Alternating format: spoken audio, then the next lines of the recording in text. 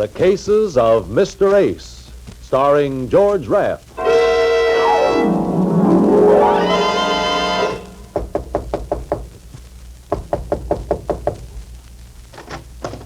Yes?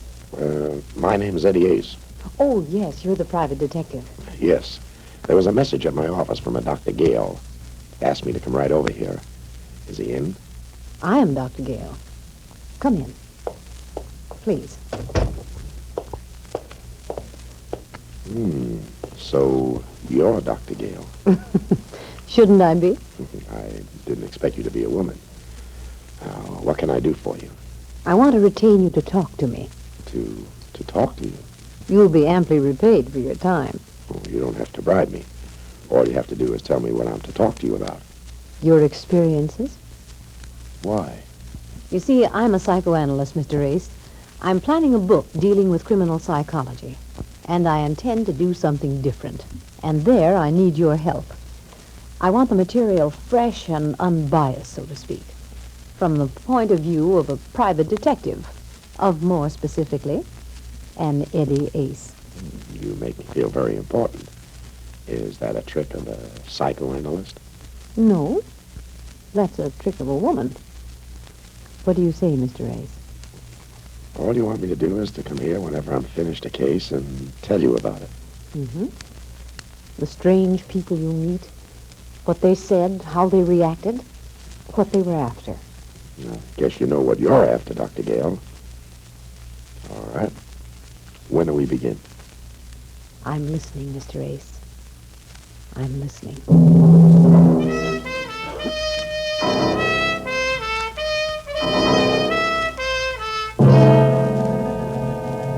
The Cases of Mr. Ace, starring George Raft and produced and directed by Jason James.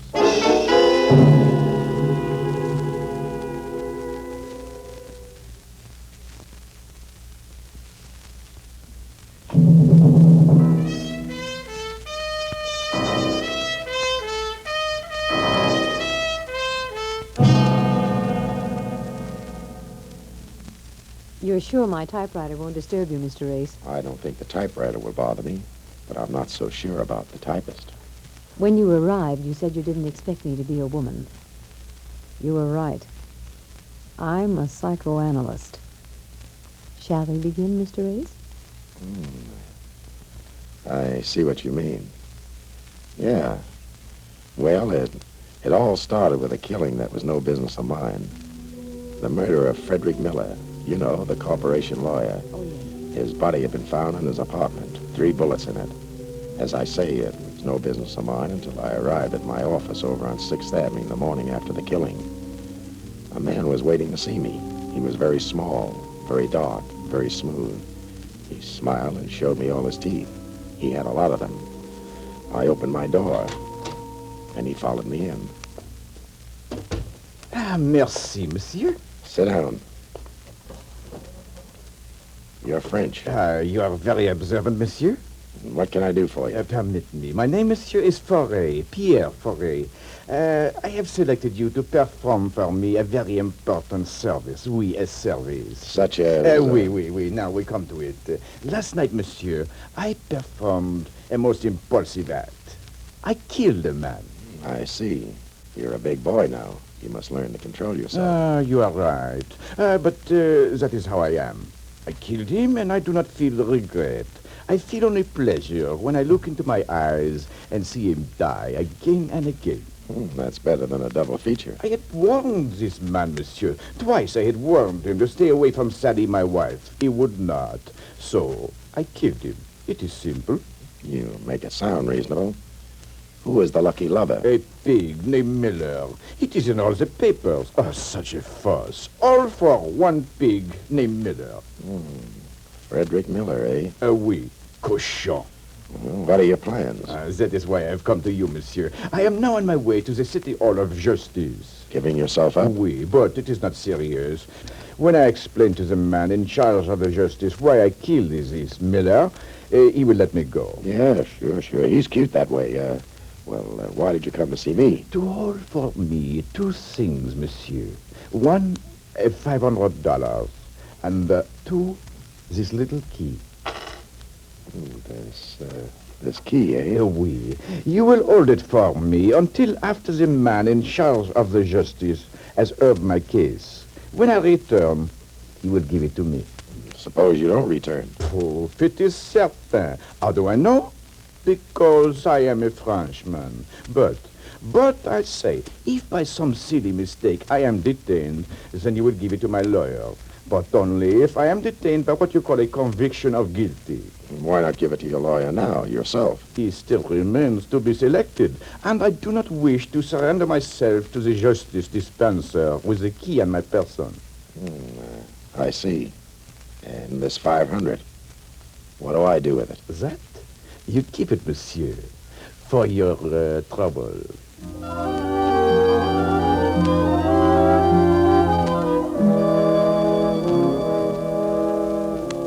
Ferret left, and I sat fingering the 500 and the key. It was a small brass key, the kind you use on your trunk.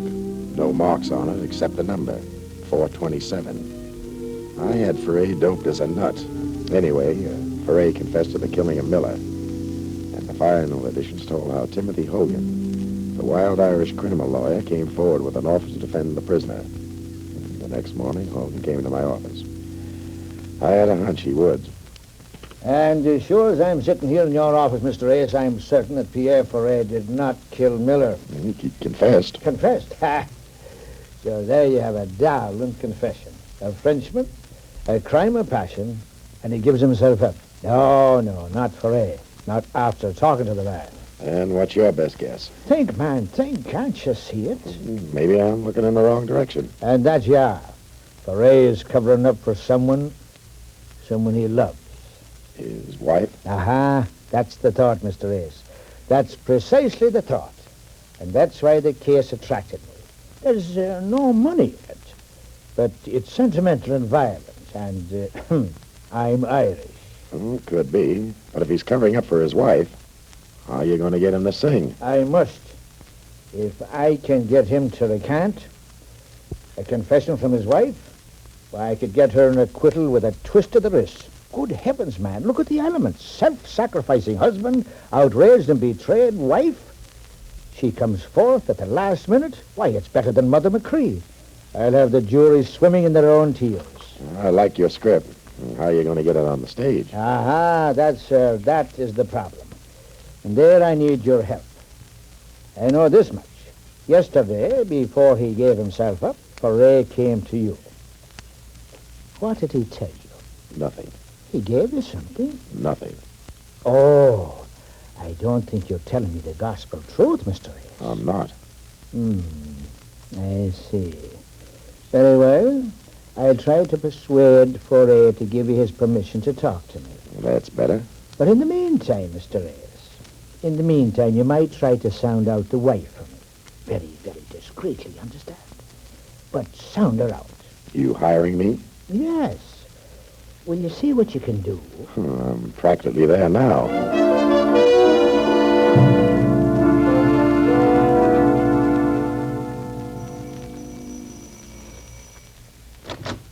Yes? Mrs. Ferret? Go away. All day you reporters have been I'm a driving... detective. What do you want? Sit down. Say what you want and get out. Do as I say or I'll take you downtown. You don't frighten me a bit. I'm ready. I see what you mean. Okay. I'll level with you, Mrs. Ferret. I'm not from the police. I'm a private detective. I'm working for your husband's lawyer on the Miller killing. You knew Miller. Yes. Yes, I knew him. What is there to work on? That rat Pierre killed him. I hope he dies in the chair for it. Pierre says you were seeing Miller. That might save him from the chair. Let him prove that. Just let him prove I ever saw Fred Miller outside of his office on business. When did you see Miller last? None of your business. Get out. Sure.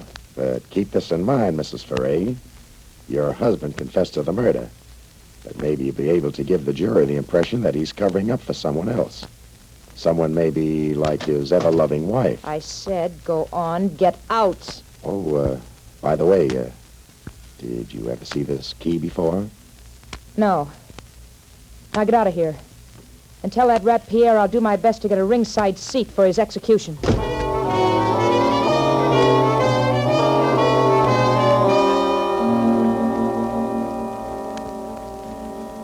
went back to my office, opened my door, and then I saw him. A man was sitting behind my desk. He got to his feet.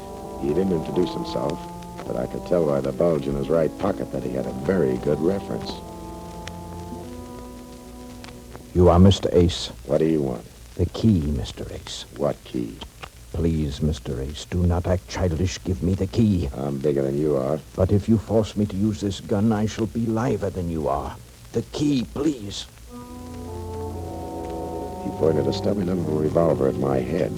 I gave him the key. He thanked me politely enough and left. I counted 10, then raced down the hall to the fire exit, slammed down the iron stairs, and picked up behind him as he was leaving the building. He went straight to the Times Square station. I went right behind him. He went directly to the lockers. I was right behind him. He inserted a key in the locker number 427, threw the latch, pulled the little door open, and then...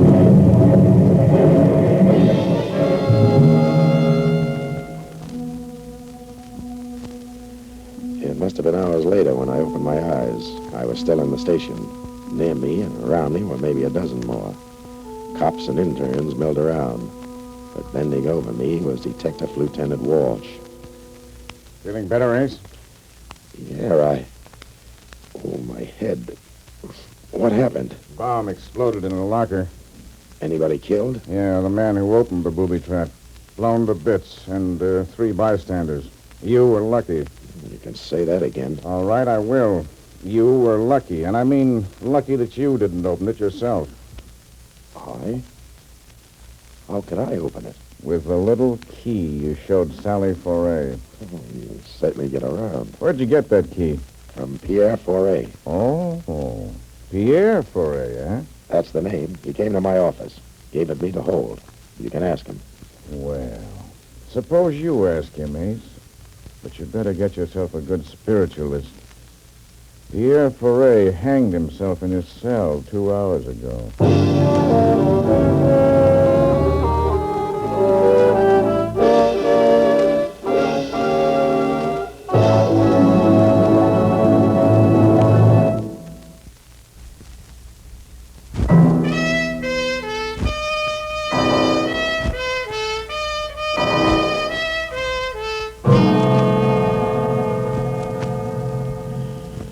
Walsh took me down to police headquarters. He talked to me for 2 hours.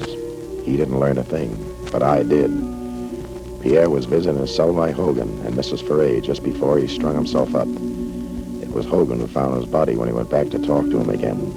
I asked Walsh what he knew about Hogan, and he didn't know much.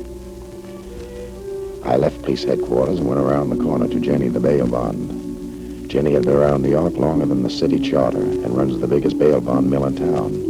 I asked her what she knew about Timothy Hogan. She didn't know much offhand, but promised me a rundown by morning. I said I'd call her and left it at that. Outside, the rain was just beginning to wash the town. A hack pulled up. I opened the door, bent to get in when the butt of the gun came down across my skull, and that was that. It was the cold water that brought me out of it. I opened my eyes. A ceiling and a chandelier spun around. I closed them again. Leo, douse him again. Ace. Ace, you hear me? Get up! The man said get up, and the man meant it. The man was big enough to lift me to my feet with one hand. I tried to open my eyes. There were battleships tied to the lashes, but I made it. 2 other mugs flanked me, with Mike in front of me. The rug was wet with blood and water. The water and the rug were theirs. The blood was mine. Somebody must have taken a bad working over. I began to figure it must have been me, but I couldn't remember. In fact, I didn't even know who Ace was when Mike barked the name. You hear me, Ace? Give me a drink of water. Leo, give him a drink.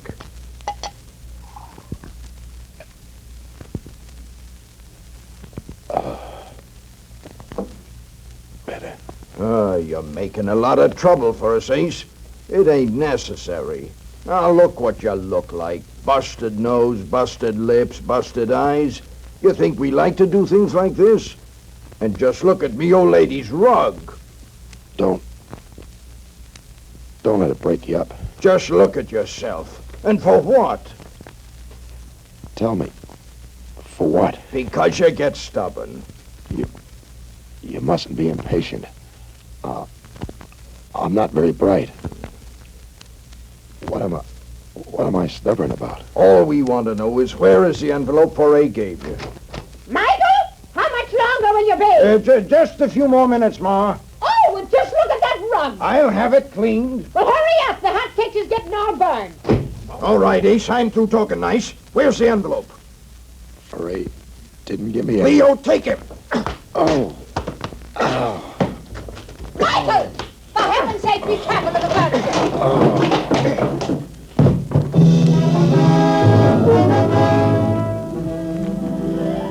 And the last I remember, there was the old hag screaming about her furniture. I know I smashed a chair when I went down, and that made me feel pretty good. I felt the water hitting my face again. I got my right eye unstuck. I was on my back in a field up in the Bronx. The rain washed over my bruised face, and that felt fine. But I couldn't stay to enjoy it. I remembered there was a phone call I had to make. And by the time I let myself into my apartment over on 3rd Avenue, the sun was up. I looked into a mirror. I never saw the guy before in my life. But even if he was a stranger, I had to do something for him. I wrapped some ice in a towel, held it over my face, and then I picked up the phone.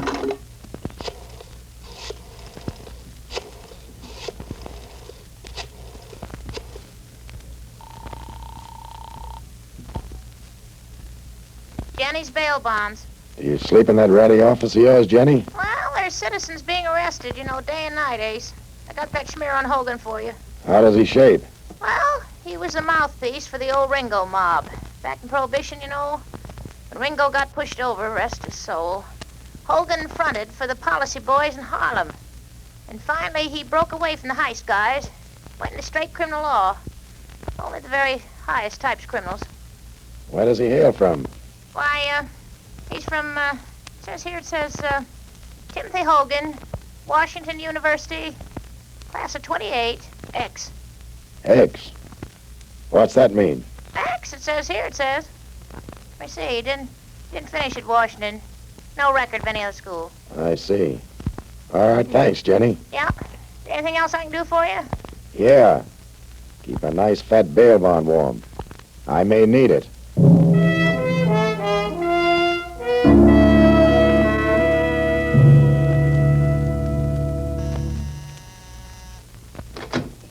Who is it? What? Oh. Well, don't let the face frighten you, Mrs. Foray. I'm just breaking it in for Boris Karloff. What happened to you? What happened to me shouldn't happen to a private detective. But it did. Sit down. We're going to make with a little talk. Look, I'm in an awful hurry, Mr. Ace. I was just going out. What did you and Hogan tell Pierre in his cell yesterday? Oh, I didn't want to go. That lawyer Hogan, he insisted.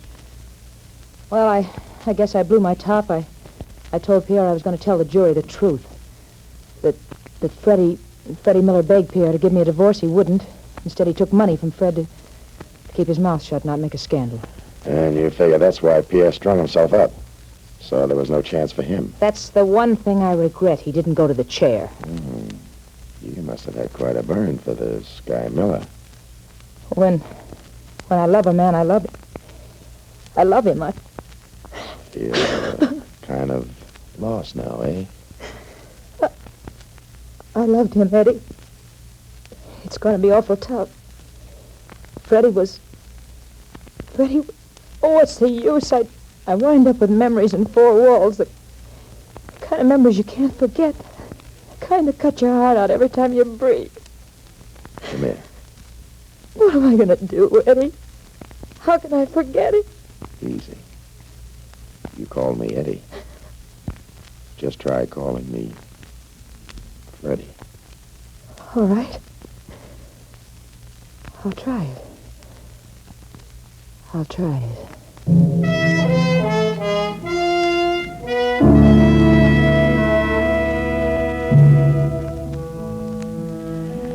A little later, I remembered that Sally was just on her way out when I arrived.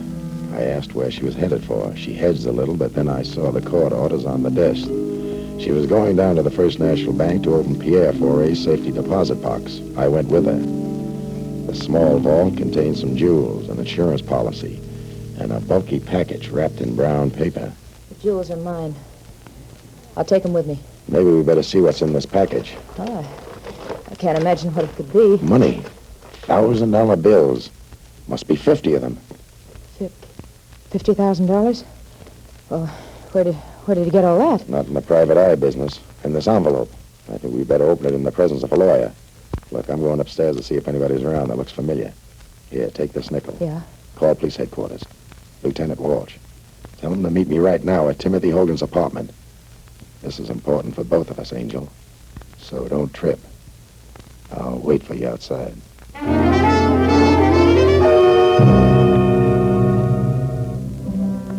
I waited.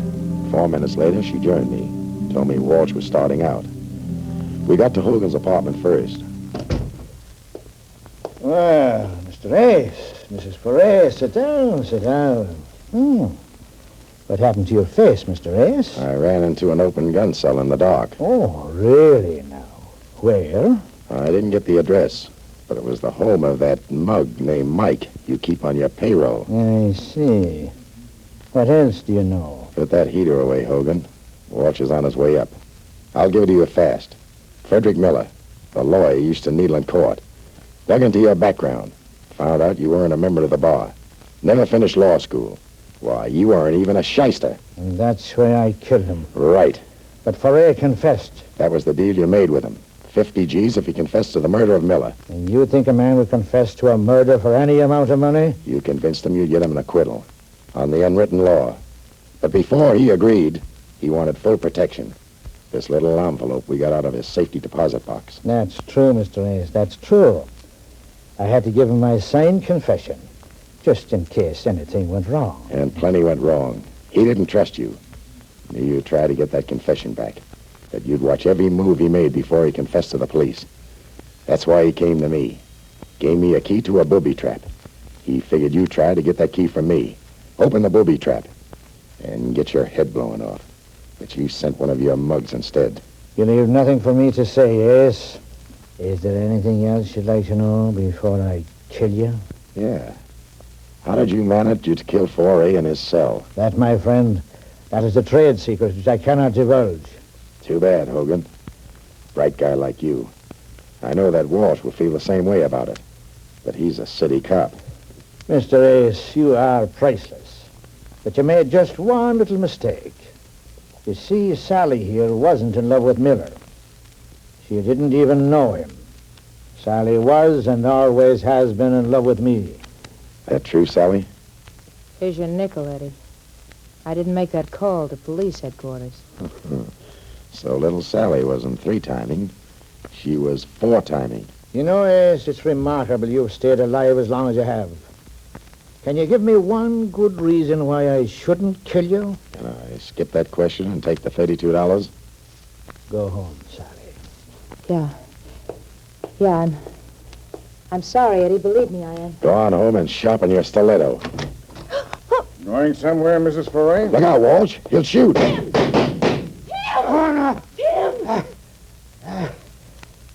That's a darling break. Tim. Sally, did you double... No. Did you call? No. No, I didn't, Tim. Honest, I didn't. And the dying is easier. Tim. Stop wailing, Sally. He can't hear you. He's dead. And I wish he'd killed you. A brilliant man like him shot down like a dog, and you stand there. Okay, Walsh. From here on out, it's your party. The confessions in the envelope will give you the score. Sally is right. He was a brilliant man.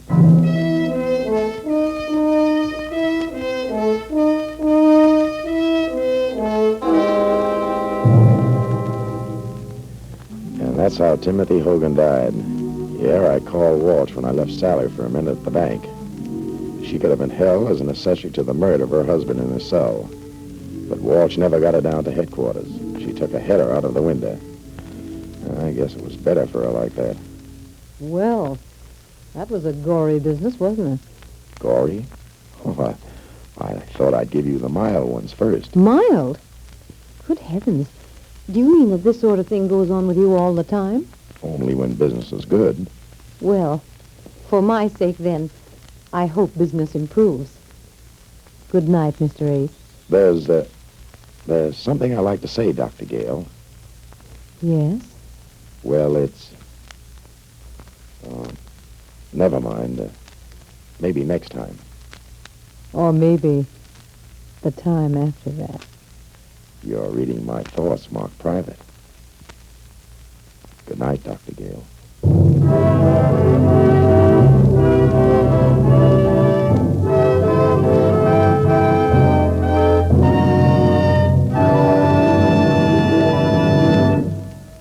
George Raft, as Mr. Ace, will be back in a moment with news of next week's case. But now, a word from our sponsor. Thank you. And next week I have another appointment with Dr. Gale. I'm going to tell her about a murder that shouldn't have happened, not even to a corpse. And George will all be waiting to hear that. In the assisting cast tonight, you heard Jeanette Nolan, Kathy Lewis, Theodore Von Eltz, Leo Cleary, and Stanley Farrar. The music was composed and conducted by Sandy Courage. This is Carlton Cadell speaking and inviting you to listen again to George Raft in The Cases of Mr. Ace.